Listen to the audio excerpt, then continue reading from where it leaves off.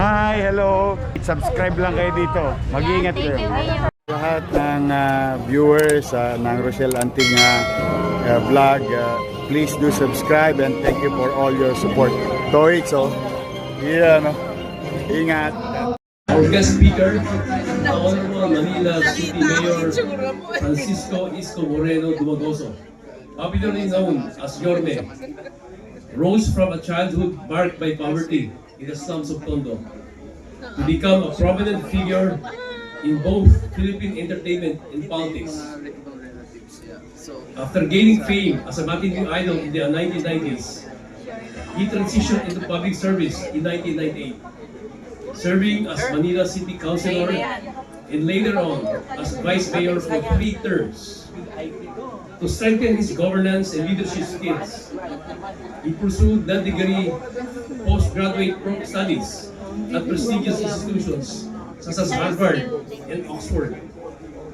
He also briefly served as Undersecretary of the Department of Social Welfare and Development under the Duterte administration.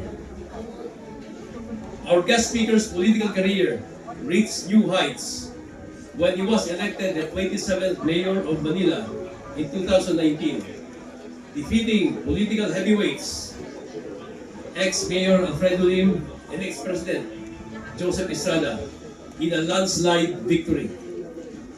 His first term was marked by a results-oriented leadership style, highlighted by the rapid beautification of historical sites, infrastructure development, and a firm approach to urban cleanliness and crime prevention. Despite criticisms over his populist style and outspoken personality, he earned widespread praise for his strong political will and ability to modernize the capital within a short period. In 2022, our guest speaker launched a bid for the Philippine presidency, finishing 4th in the field of 10 candidates. Following his defeat, he briefly stepped away from politics to pursue business ventures and television hosting. Manila Mayor, the Honorable Francisco Isko Moreno Dumagoso.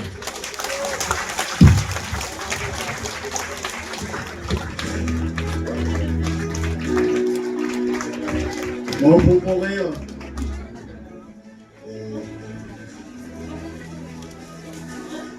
Our chair lady, Imelda C. Makoto. This is your 4th term. Bawal sa amin yan, hanggang 3 term na. Vice Chairman Attorney Amador C. Tolentino Jr. National President Maria Loren B. Sales.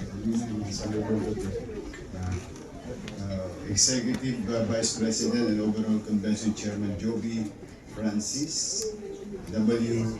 Tupas Tokayo. Other members of the Board of Officers and Trustees, Board Advisor led by Chairman Emerita and Chair Lady of the Board of Advisor former Congresswoman Marisa Delmar Maxine. May asin pa. Aming kaibigan sa Maynila, si Architect Palapox. Members of the Boards of Advisors, Government Officials, present, private partners, at sa lahat ng kanina naglalakad ako, pinipilit ko i-accommodate table per table, pero I overheard some of you came from Catanduanes, Baguio, Bataan. Kanina may Bataan pa. Sabi ko sa kanya doon sa Bataan, very close sa akin yung Bataan kasi bukod ako'y isang basurero, then I promoted myself as sidecar boy. In between, pag may paani sa Bataan, particular sa Landing Pilar, nagsisipok kami ng palay. Kaya very close sa kanya mga Bataan. Metro Manila Rizal. But speaking about Bataan, nag-aanap buhay ako, kaya lang Makati talaga yung palay. Matalim. Pagkagabi, kamot ka ng kamot. Kaya kailangan mo ng coconut oil. But I have Nagwaling sa Roman Highway, yung Nagwaling, barangay Nagwaling. Doon naman kami nag-aani ng bato. Parang inaani yung bato sa ilog. Kasi inaakyat yun sa flatbed, tapos gagawin yung graba. Gagayak, dudurugin. So very close sa akin yun, landing grading pa. Pampanga chapter, lahat na nagtatasan ako.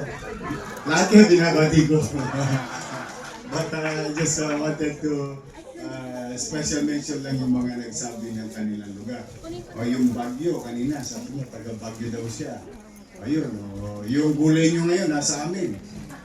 Nandiyan dyan. Kasi we encourage local government, especially producing agri-products.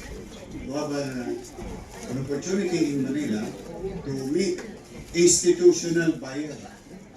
On top of, siyempre, nakikinabang kami as Manileño. Pag galing Nueva Ecija, Benguet, yung Ilocos, matapos lang. Pagka yung mga produkto na yaon ay nakakamit namin sa Maynila, pinakikinabangan ng mga Tagalungsod kasi ang mura. Kung sa supermarket, ang sili, pwede nang gawing alahas, sa sobrang mahal. Dito, nakakamit namin ng mura. At the same time, we give opportunity for our farmers na magkaroon ng access sa institutional buyer like Baby Hotel. Kasi kung makakadirekta, mas malaki kipin ng institutional buyers, opportunity for the farmers. Thank you sa inyo, pati sa mga viewers nyo and followers nyo. Marami na kayong aabangan. Yes, excited Handa na na ba po kayo kami. mapuyat? Yes naman, your man. Ay makapagpasalamat sa inyong lahat. At sa ating mga vloggers, shout out sa lahat ng vloggers.